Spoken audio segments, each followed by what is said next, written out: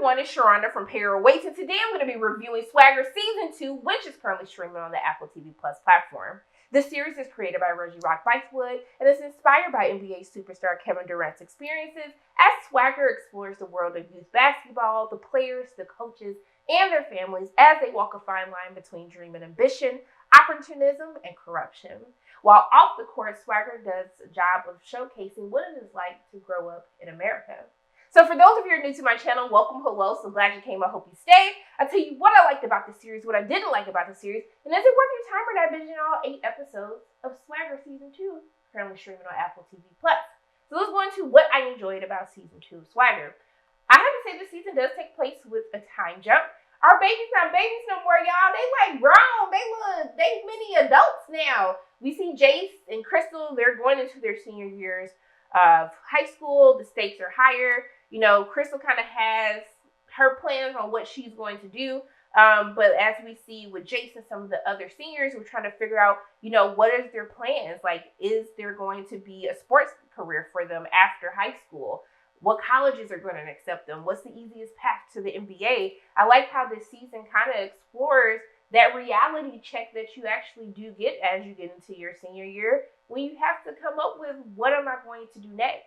How is my life going to evolve outside of high school? And I really like the exploration of that, especially with Jace's character. You know, as we see a couple of plot lines that come from season 1 that play a huge part into season 2 that might derail Jace from his dreams of making it to the NBA.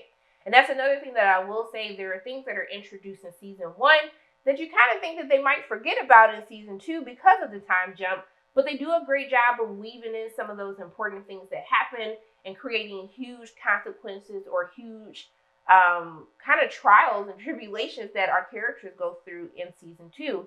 And I thought that was really good. But I do want to touch on some of the themes that are explored in season 2 that I really enjoyed. I like this whole idea of respectability politics. As we meet, we have Coach Ike, played by O'Shea Jackson Jr., but also too with the athletic director at the new high school that the kids are playing at. As we get to see Emory Price, played by Orlando Jones, we get to see these different depictions, you know, of what does it mean to display Black excellence? You know, what does Black talent mean to you? Is it how we look? Is it how we present ourselves in the community? And I like we get these huge two stark contrasts between between Emory Price, who is this very well together, put up, buttoned up man, and then Coach Ike is like, I'm just chilling, honey. We got talent. We ain't got to dress up and do all of that. We got actual talent that we can showcase that can get us places. And I really love this dynamic between the two. As we get to explore things and topics that the Black community does discuss a lot, I really love that exploration throughout the course of the entire season. Now, also, too, another thing that I really did like is showcasing the breaking of generational curses, as we see with CJ and his dad, Camden, who was played by Christopher Duncan, and Shannon Brown plays CJ. I really love how we explore Black men who are trying to like break the generational curses that have plagued them, trying to stop it before it affects another generation of Black men. And I really love this dynamic as this overbearing father. And there's an episode that kind of explores where that comes from and why his father is the way that he is, and kind of how CJ is trying to figure out who he wants to be in the world. And I like that we get to explore that in this season. One of my favorite episodes is episode 205, Are We Free? Which I really hope that they submit that episode for Emmy consideration, because I thought it was absolutely fantastic. And once you kind of see what revolves around it, because I don't want to spoil anything for anyone who hasn't seen it, but I love this whole idea of what does it truly mean to be free. And I love, one of the things that I really enjoy about Swagger is how we always show the parallels of how your life can go. As we see Coach Ike, who was really a Jace during his time, and how we saw that his life took a different path. And we see Jace, especially in season 1, as he's kind of battling, like, what does he have to do to make it to the next level? And as Coach Ike's kind of seeing him make these same mistakes that he was making, I like that we always showcase through different characters that there's 2 different trajectories that your life can go on. And I love that all of that comes to a head in episode 205, when some of the students realize, are we actually free? As some of their past decisions that have happened when they were younger have come back to haunt them as they're going into their final year of high school. And I just thought it was a beautifully done episode, beautifully written, just everything about it I absolutely love. And I can't wait for you guys to see it. For those of you who have seen it, you already know that they was hitting on every single cylinder in the episode. But I just thought it was absolutely amazing. Now, also, too, I just love the positive representation of Black people. You know, you have these students who are at this rich, preppy white school. I like how we get into school politics, sports politics.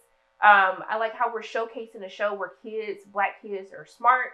Not only are they smart, they're talented in sports, but they're just good people. And I think we need even more positive representation like that on our screens. And that's one of the reasons why I really love Swagger.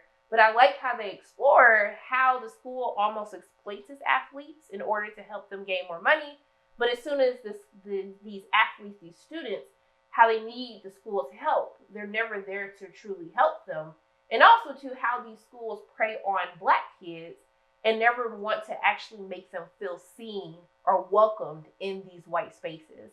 And I love how this season actually delves deeper into it and explores this dynamic that a lot of people, especially myself, going to a predominantly white high school and college, you know, what it feels like to feel like no one sees you for who you are, or no one wants to understand or make you feel comfortable.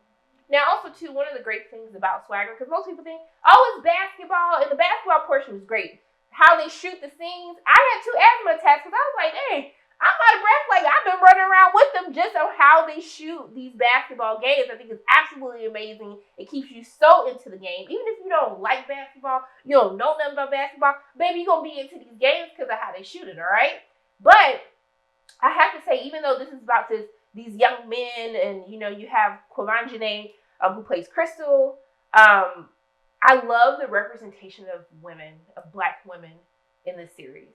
And I like that the women in these men's lives kind of have their own lives in this season with Jace's mom. She kind of got her own little thing going on. She's succeeded in her business, and she's trying to figure out what does life look like as she's not having to be a mother. You know, Jace is going to go to college, and she already has her daughter in college now. I like that we get to showcase, like, what do I do now that I have an empty nest? Also, too, with Tanya, Coach Ike's wife, played by Christina Jackson, I like that we get to see her explore new career opportunities, that we get to explore more, you know, her being a mother. We get to see some storylines with their young child. I like that also, too, even with Crystal's character, played by Kwavanjane, that she kind of has her own identity outside of her relationship or her friendship with Jace. I like that we get to delve deeper into how the circumstances of season 1, how that's impacted her in her high school journey, and what that actually looks like. What does life after high school look like for her? How women in sports are treated differently than her male counterparts. I like that we get to explore some of those things as well. But most importantly, behind all of these strong Black men, we get to see the strong Black women who uplift, who support, who get them to where they need to be. And I think it's really important to have representations like that, especially with Black women in shows like this, on our TV screens and movies, is so important. Now, one of the other things that I didn't talk about that we do showcase with Phil's character is that we also get to see the breaking of families coming back together, that there can be healing, that there can be growth. And I really love that. There's so many different storylines with all of these different characters, and it's just so well done on how we just navigate through different experiences, through different households, what the household makeup looks like. We have parents that are together. We have men who are very involved in their sons' lives. It's just so many different positive representations that's why I just eat this entire series all the way up. Okay? I love it so much. And also, too, just exploring, even with Nicholas, we get to, continue to talk about his background from being from Puerto Rico. All of his parents had to sacrifice for him as well. It's so much that is covered. It's just so many different depictions of what it's like growing up in America. I love it so much. Also, too, whoever styles Tristan Mack Wild, like, I just need y'all to, like, give me your number and, like, create a whole wardrobe for me. Because the way that he be suited and booted every single episode, I was like, he will noise. I was just like, kudos to them, because he was on point. at every single point of turn. I just wanted to, that was just a random side note, because I just remember every episode, I'm like, dang, this man is like, he be casket fresh, okay? He casket ready, all right? Just fresh every single time. But that's besides the point. But outside of that, I think that's pretty much everything that I have. Like, if you love shows about basketball, this is for you. If you want to see more shows with positive examples of young black men, black women, this is the show for you. Honestly, the only issue that I had with season 2 of Swagger is really in the season finale. It felt like so much was happening so quickly that I felt they could have had a couple of more episodes. I felt like it could have been broken out into like 2, maybe even 3 episodes. It just felt like it wrapped up so quickly and all the storylines were just so rushed. I don't know if they kind of cut episodes in the middle of filming. I don't know what happened, but really that's the only issue that I had was episode 208. It just felt like a lot happened, and it was like stuff that was just being said to us and not actually shown to us. But we know that things can happen behind the scenes. I don't know what happened, but the season was just so good. I could have just had more episodes, okay? But outside of that, if you haven't watched Swagger, it's probably one of the best series out on Apple TV Plus right now. I really wish that more people were talking about it because it's actually so good. It's so bingeable. Like, there's so many topics that are discussed that we could just have conversations for days about. So what I would tell you to do during your time for Swagger Season 2, go ahead and watch it. If you haven't watched Swagger Season 1, what are you doing with your life? Stop. Everybody be like, Sharana, what should I go watch? What's new that's coming out? There's stuff already out that's good, that's excellent, that y'all not watching. So stop. Go sign up for your Apple TV Plus subscription. It's $5. Chill out. And go ahead and get your life. And then thank me later, okay?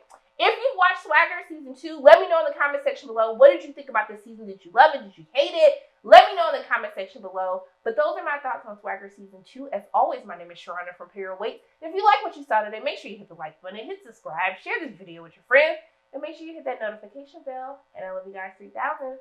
And until I see you again.